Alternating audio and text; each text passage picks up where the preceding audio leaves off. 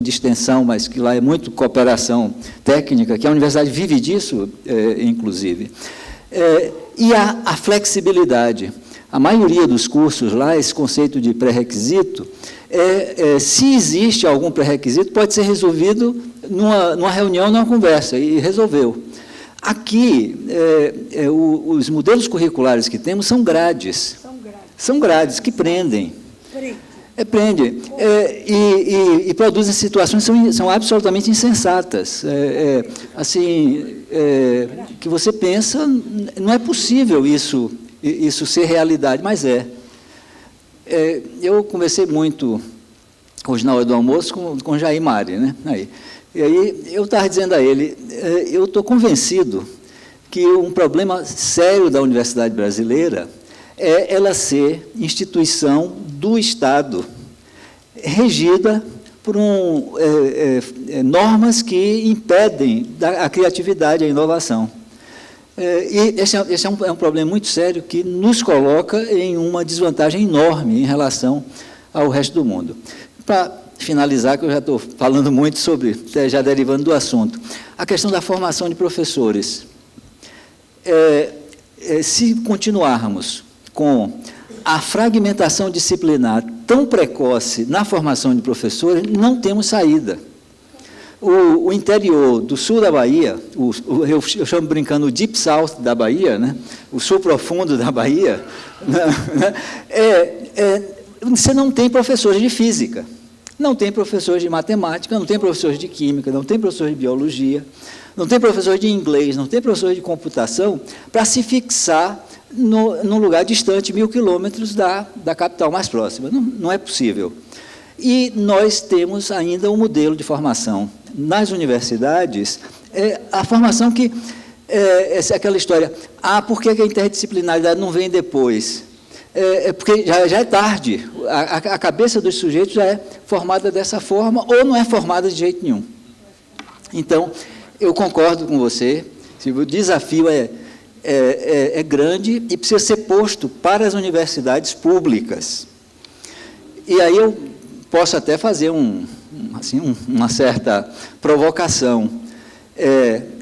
Não é possível a gente prosseguir com essa estrutura de gigantesca, massiva, exclusão social promovida pela universidade, se a formação dos professores para a educação básica continuar a ser domínio da escola privada. Por quê? Porque as universidades públicas têm a formação de professores para o sistema de educação em geral e para a educação básica como terceira, quarta ou última prioridade, se é que tem algum grau de prioridade. Então, uma coisa que nós testamos lá e passou rapidamente no slide daqueles ali, se o aluno opta por entrar via licenciatura, é um curso de primeiro ciclo também, que nós chamamos de licenciatura interdisciplinar. E também essa coisa de licenciatura é uma invenção meio brasileira, porque, por exemplo, nos Estados Unidos, o college habilita os sujeitos a ensinar na high school, na escola fundamental, não tem essa fixação do diploma à atividade profissional nesse nível.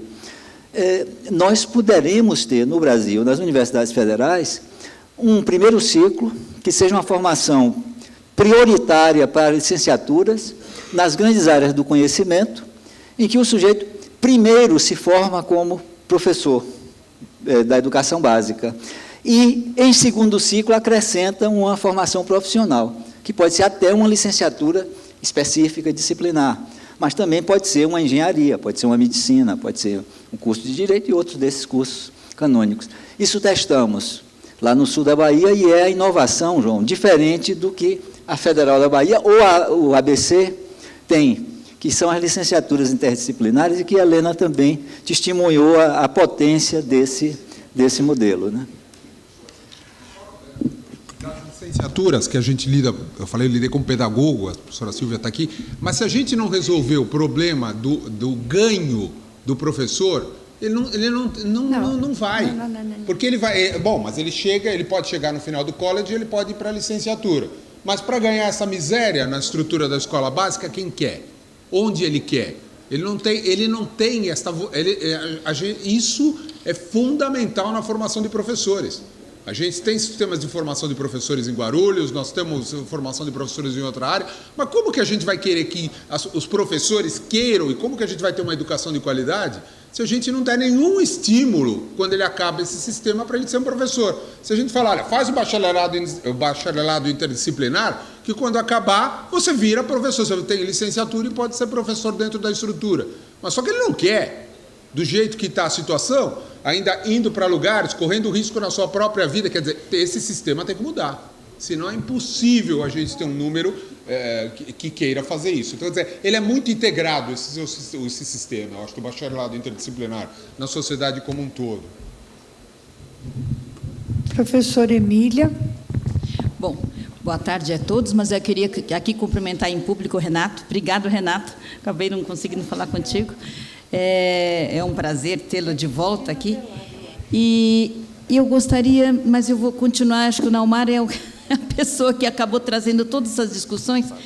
Eu concordo plenamente, a gente estava falando de que nós gostaríamos mesmo de implantar um sistema, não estou falando de fazer o college, mas que aquilo que eu falei de manhã, que as pessoas pudessem ter mais maturidade na hora das suas opções e que tivessem um conhecimento básico que incluísse humanismo, mais a parte humana, né, das ciências humanas dentro da sua formação, coisa que não é possível aqui. Mas eu acho que talvez, e aí eu vou dizer que não estou com nenhuma esperança de fazer uma modificação grande, até porque nós somos muito engessados pela própria legislação da educação, mas nós podemos, aqui seria uma colocação até porque nós temos o coordenador aqui do curso de medicina, podemos fazer coisas que melhorem. Nós não vamos mudar a estrutura toda, mas que possam melhorar. Gostei muito que você, nessa interdisciplinaridade, o inglês é uma língua. Quer dizer, nós não podemos querer ser uma classe mundial se nós não tivermos classes que pudessem estar dando a aula em inglês, né? Então, assim, por exemplo, o ensino da língua, nem todos aqueles que adentram essa universidade dominam a língua inglesa, pelo menos esta língua. Eu acho que nós, como universidade, devíamos capacitá-los no primeiro ano a capacitá-los nessa língua. Por exemplo, então, isso já traria. Agora, eu acho que uma boa parte das nossas dificuldades de implementar, alguém me falou, acho que a professora falou, que gostaria de ver apresentação de peça de teatro, que tivesse mais música. Eu vou só falar que até tem um grupo de primeiro ano, cadê o segundo anista, o Arnaldo? Tem um grupo de alunos que ensinam uns aos outros tocar instrumentos. Então, acho que nós temos que fomentar, que dentro dessa mesma universidade, sem mudar muito, né, mas nós podemos, sim, fomentar outras atividades. Agora, mais uma vez, para que eles tenham tempo para ter essa outra atividade, nós temos que reduzir a carga horária oficial, né, massacrante que nós damos, né, e agora, também para os alunos, porque se nós flexibilizarmos, tem que ter comprometimento dos alunos de estudar também por conta própria, né? Esta é uma coisa que eu acho que os alunos mais amadurecidos, sabendo que ele tem que buscar o conhecimento por si mesmo, eu acho que esse é o tipo da coisa que é uma troca. Nós damos mais liberdade, nós damos mais horário, e o aluno também tem que buscar um pouco mais desse seu aprendizado próprio, né? Agora, uma colocação que com relação à mentoria e para o Bruno, parabéns, Bruno. Eu acho que dentro dessa universidade, nós também temos que estimular mais grupos que se organizem, startups. Hoje, nós de manhã tivemos vários grupos falando, então várias pessoas falando de startups que começaram nas universidades, e muitas vezes tem startups que incluem alunos, né? Então, assim, grupos de trabalho que vão pensar em projetos que vão dar certo ou não, mas acho que alunos devem ser envolvidos precocemente e desenvolvendo mais empreendedorismo, que essa geração tão bem sabe fazer, mas eu acho que nós temos que dar o nosso apoio para essa atividade. Então, resumidamente, nossa recomendação e pedido, então, para a comissão de curso, reduzir carga horária, flexibilizar mais, dentro do possível, né? E eu acho que estimular as atividades extracurriculares também. Obrigada.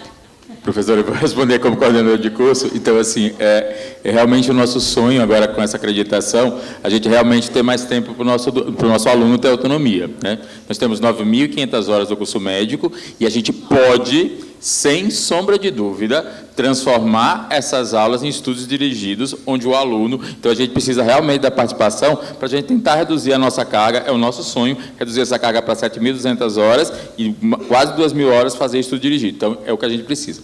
Achei muito oportuno, e eu queria fazer um pedido agora em público para a senhora, eu ia falar pessoalmente, agora vou fazer em público, que é em relação ao inglês.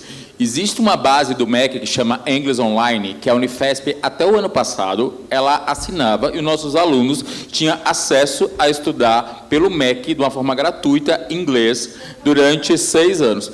Não sei, não entendi por que a Unifesp saiu do English Online. A USP continua, a Unesp...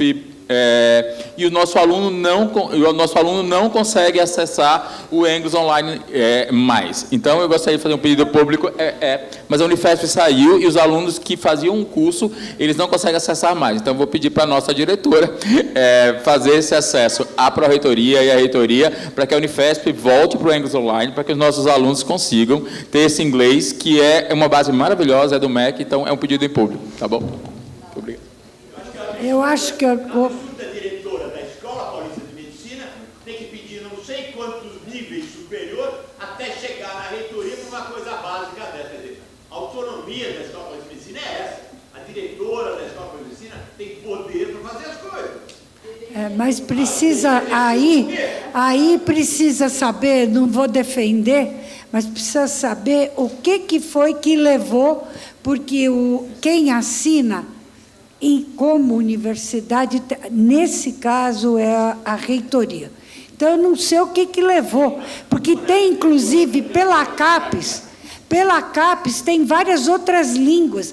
Eu acho que o nosso estudante é mal informado sobre tudo que tem gratuito, mas que tem que sentar o traseirinho e participar. Não é por osmose, põe um earphone, e no dia seguinte de manhã você sai falando a língua. Mas tem muita coisa gratuita feita. Eu sou crítica do governo, mas eu tenho que também elogiar quando as coisas estão sendo bem feitas. Esse do MEC e a da CAP são realmente... E foi criado na época do Ciência Sem Fronteira, porque foi uma constatação que o país mal fala português. Cristina, não estou querendo ver daqui. Sou eu mesma. Obrigada, Helena. Eu sou a Maria Cristina Velar, eu sou da farmacologia aqui da EPM. Primeiro, agradecer aos professores, porque realmente foi muito inspirador. Eu queria dizer que, apesar de estar usando essa jaqueta vermelha, professor, eu também fui da UNC Chapel Hill, e tive a capacidade de ir com esta jaqueta num jogo da UNC com a NC State, e aí foi quando aprendi que eu tinha que usar azul.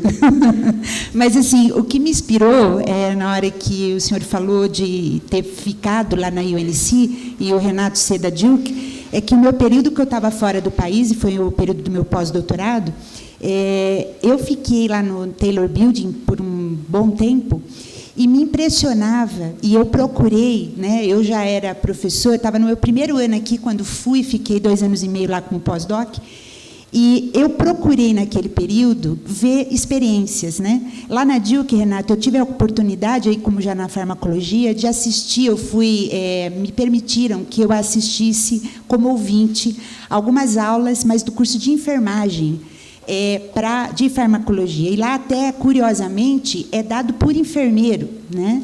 As enfermeiras, eram 2 enfermeiras, até na época responsável, não lembro mais o nome delas, mas o que me chamou a atenção ali, primeiro, uma flexibilidade dos alunos construírem o seu próprio dia a dia, né? Uma total liberdade dos estudantes que estavam ligados em áreas de medicina ou de qualquer área biomédica, de estar indo nos laboratórios de pesquisa e estar fazendo os tais dos rodízios, e nos quais eles recebiam créditos. E aí me impressionou, por exemplo, no meu laboratório que eu estava, que havia ele era pre-med, o estudante estava em pre-med, não lembro que ano, e ele deveria estar indo no laboratório. E eu prestava atenção que ele não aparecia. E aí, num dos últimos dias, ele apareceu para fazer uns ensaios meio loucos lá, e depois sumiu. Depois, quando eu vi, tinha alguns professores conversando, e fizeram exatamente, acho que foi o senhor que colocou, as assinaturas que são rapidamente resolvidas. E aí eu, como já envolvida dentro da nossa classificação do que a gente aprova um aluno, me impressionou que eles assinaram e passaram ele para frente. E no dia seguinte eu tinha uma reunião com o meu supervisor na época, e eu perguntei isso para ele. E ele virou para mim e falou: cada um procura a sua oportunidade. A oportunidade foi aberta. Ele está aqui, agora ele vai para o próximo passo. Então, naturalmente, naquele momento e naquele jeito que eles têm de formar as pessoas elas vão caçando seus trabalhos e a qualidade vai vindo pela própria... o que faz do proativo, né, da sua carreira. E essa é uma coisa que aqui, por exemplo, não aconteceria. Quer dizer, eu acho que essa coisa que a Emília fala, realmente tem hora que a gente fica travado em questões que a gente não passa, né? Então, por exemplo, me impressiona que desde que eu estou aqui, eu já estou aqui há 22 anos como docente, a gente sempre discute a flexibilização e um aumento de áreas verdes para que os estudantes façam mais coisa. Eu tenho até o respiro, né? E parece que quanto mais a gente tenta fazer isso, mais coisa aparece para fazer. Porém, eu também entendo que tem o outro lado. Eu acho que nós também temos uma questão da nossa cultura. Então, por exemplo, lá, os estudantes, lá no prédio tinha uma parte aberta, que uma vez a cada não sei quanto tempo tinha os cafés, que eu não sei até hoje quem patrocinava aquilo. Mas eram momentos em que todo mundo podia ir lá pegar um café e conversar. Então, tinha aluno de graduação, tinha os pós-docs, e os professores desciam lá, Helena, como aqueles cafés. Eu não cheguei a pegar aqueles cafés aqui porque eu era ainda iniciação científica, mas o espírito da Escola Paulista de Medicina, quando eu era aluna, eu me formei em biomedicina aqui na escola, quando Helena foi minha professora, era esse espírito, a gente se esbarrava, e era até um problema, como biomédico, na minha turma nós éramos em 17, você não podia ir mal numa prova que todos os professores ficavam sabendo. E a gente conversava com professores. Então, acho que esse ambiente da conversa e da troca é uma coisa fundamental até para mudar a cultura. Porque não adianta ter o melhor professor se o aluno também não muda a cultura do que a Helena acabou de falar, que é procurar também, que a Emília apontou na fala dela. Então, na realidade, é uma mudança de cultura que o senhor colocou aí na questão do seu exemplo da Bahia, que é excepcional, mas eu perguntaria para o senhor em relação à postura dos alunos, né? Quer dizer, está tendo uma mudança, como que é esse trabalho, como é que o senhor vê isso? E, para finalizar, eu acho que uma coisa também que tem lá é a questão do professor que vai efetivamente na sala de aula ensinar. Aqui se falou muito da questão da licenciatura. E, infelizmente, eu acho que há um momento em que o cargo do professor, que é licenciatura, só para dar aula, parece que ele é menor, né? Mas lá na UNC, várias cadeiras que eu vi são professores que ou eles são contratados só para dar aula, ou eles optam por isso.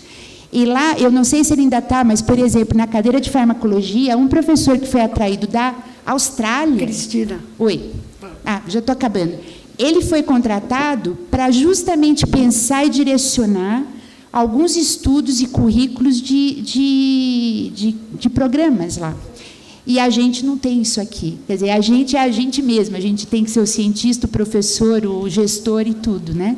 Então, acho que essa cultura, como é que a gente faz? Porque tem que haver uma mudança de cultura, não é só a infraestrutura. Obrigada, Cris. Vocês respondem.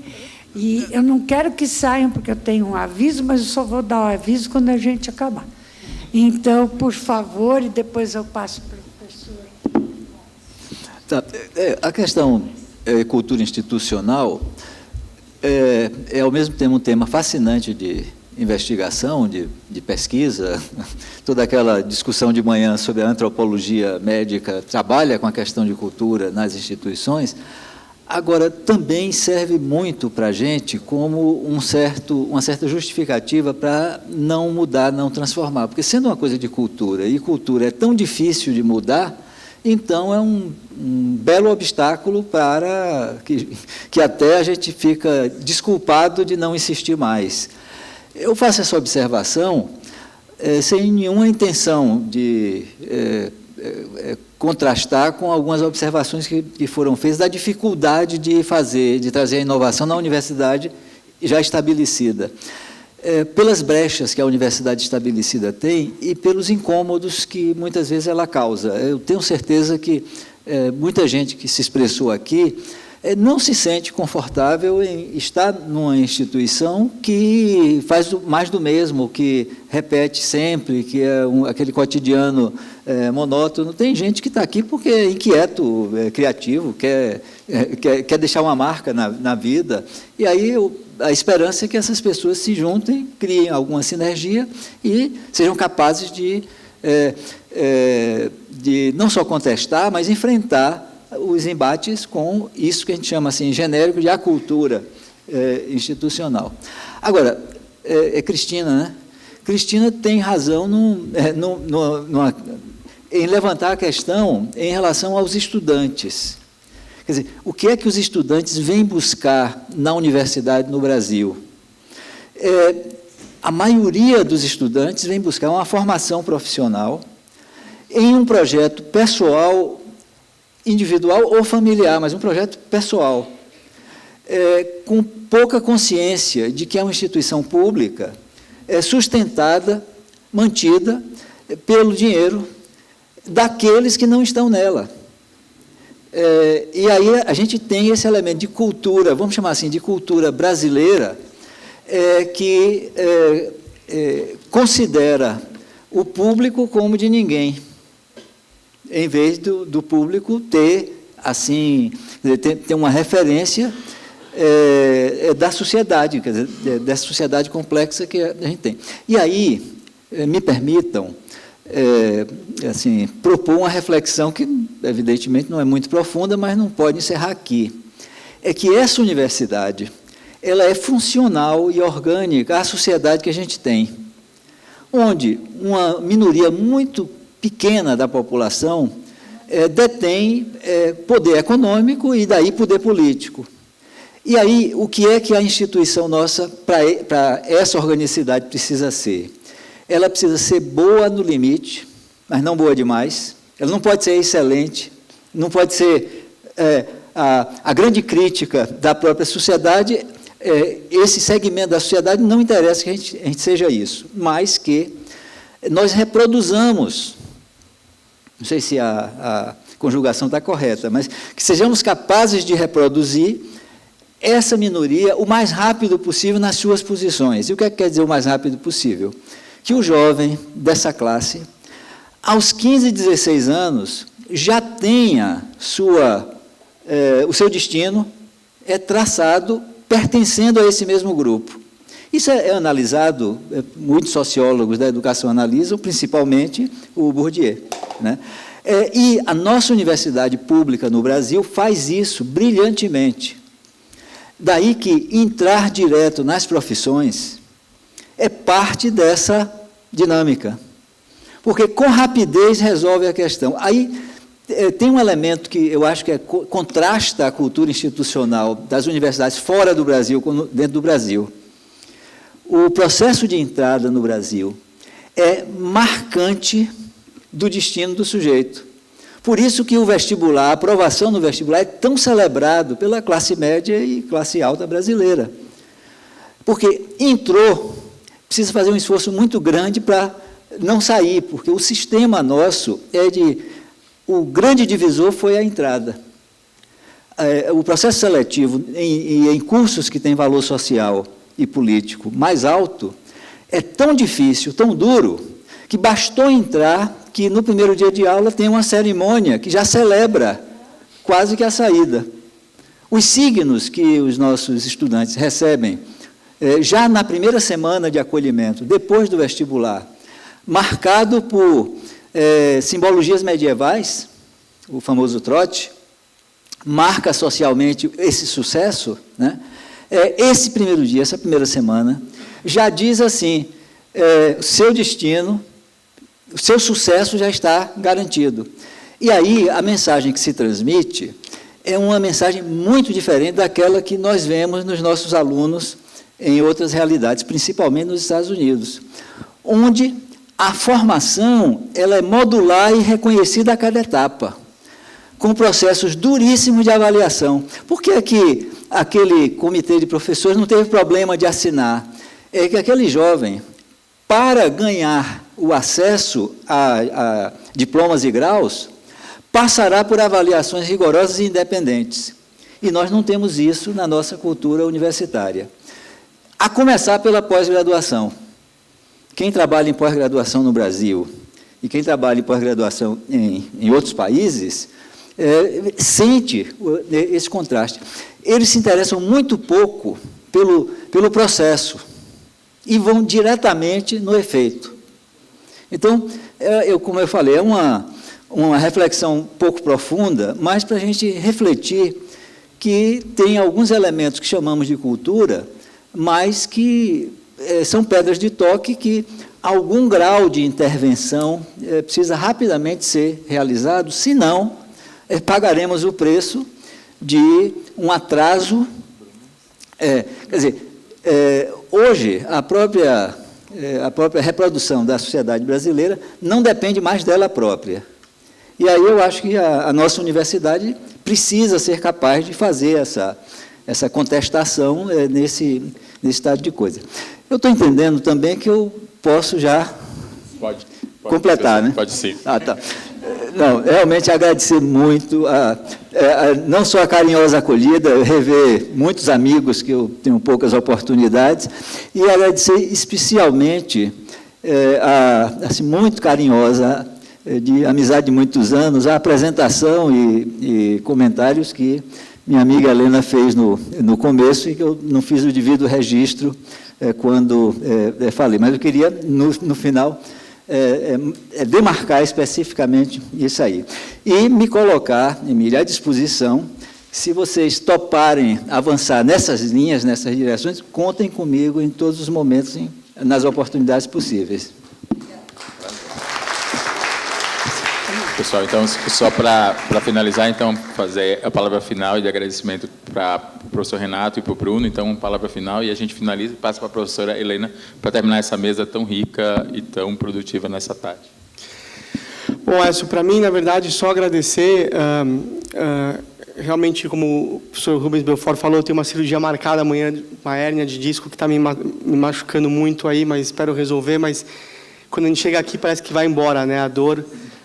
Tamanha é a energia, tamanha é a satisfação de estar aqui e rever tantos amigos e tantas pessoas queridas que foram importantes, continuam sendo importantes na minha vida. Então, queria agradecer mais uma vez a lembrança do meu nome e falar que estou sempre à disposição para os alunos residentes, que sempre foram uma prioridade para mim e vão continuar sempre sendo, mesmo eu à distância.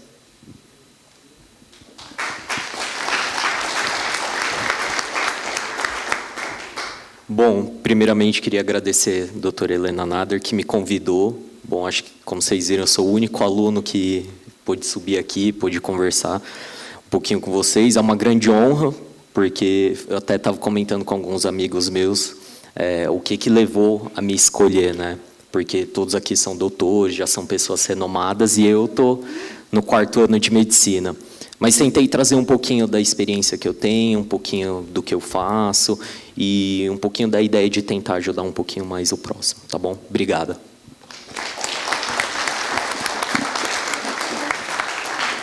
Não, então, agradecer essa oportunidade, eu acho que é extremamente rico. Nossa, professor Naumar, fiquei encantado com o seu projeto. E, assim, vou pedir em público para ir lá conhecer o seu projeto, porque, assim, realmente, para quem gosta de educação, eu acho que isso é o presente, eu acho que é extremamente inovador, e que as universidades consigam, na verdade, ter essa abertura de pensar em cursos de graduação com da forma como vocês estão pensando. Eu fiquei, assim, muito emocionado, muito feliz. Bom, antes de encerrar, eu quero dar um aviso, antes de agradecer a cada um de vocês, é que amanhã nós continuamos. e com temas extremamente relevantes para o futuro da educação médica. Na verdade, transcende a educação médica, eu diria educação em saúde. Então, convido a todos para estarem aqui conosco às 8h30. Nós vamos ter 2 mesas redondas, leiam os participantes, extremamente relevantes, inclusive uma delas voltada, deixa eu pegar aqui de novo, como é que fica a discussão da medicina pública e privada. Uma das mesas vamos discutir isso, entre outros aspectos. Bom, eu quero agradecer a cada um, ao Bruno, eu quero agradecer por ter aqui representado tão bem a toda essa juventude, que é o futuro, que vai estar discutindo, eu não vou dizer os 85 próximos, mas os próximos 10, os próximos 20, que a gente espera que vocês peguem a tocha, porque aqui é uma passada de tocha. Então, nós estamos passando a tocha para vocês, os sobreviventes que estão ali no fundo, para, daqui 10 anos, estarem fazendo os 95 anos da nossa Escola Paulista de Medicina. E parabéns pelo projeto, e vamos ver se a gente consegue, ao invés daquele número, aumentar para mais ainda. Precisamos conseguir mais doadores. Naomar, é sem palavras te agradecer. Já foi feito o convite para você vir aqui também olhar conosco como que a gente pode, né, modernizar. É mais fácil, que eu queria colocar, tanto você tentou na Federal da Bahia, foi muito bem no campus novo, depois retrocede. Fez no sul da Bahia, porque era um campus novo.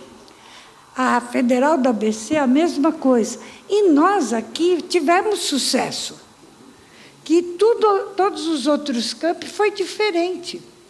Mas aqui, com essa carga de 85 anos, a ousadia não acontece. Essa é a realidade. É mais difícil mudar. A gente ousou em todos os campi. Essa mesma instituição velha, né, de 85 anos, mas, quando se trata de mudar aqui, tem uma certa relutância. Mas acho que a gente vai chegar lá. Para você, Renato, depois eu queria até... Você vai ficar uns tempos por aqui, eu vou querer discutir algumas coisas dos ensaios clínicos, e acho que a gente deveria ter uma outra reunião. Eu acho que esse 85 anos podia ser repetido com outros temas e trazer uma discussão muito grande do ensaio clínico. Estou muito preocupada, porque, assim como aquele medicamento não funcionou nos Estados Unidos, e pode ter sido pelo N de pacientes e pela genética, a genética brasileira vai ficar fora dos novos ensaios de droga, porque o CONEP não está tendo uma visão aberta, e, quando tenta a prova, o ensaio já acabou. Então, é um negócio, eu acho que a gente teria que ter uma discussão grande sobre isso. Para concluir, o que eu vejo que está faltando na nossa velha Escola Paulista de Medicina ela cresceu demais. Olhando agora a Escola Paulista de Medicina e a Escola Paulista de Enfermagem, as duas escolas que estão no Campo São Paulo. Aonde que acontecem grandes mudanças?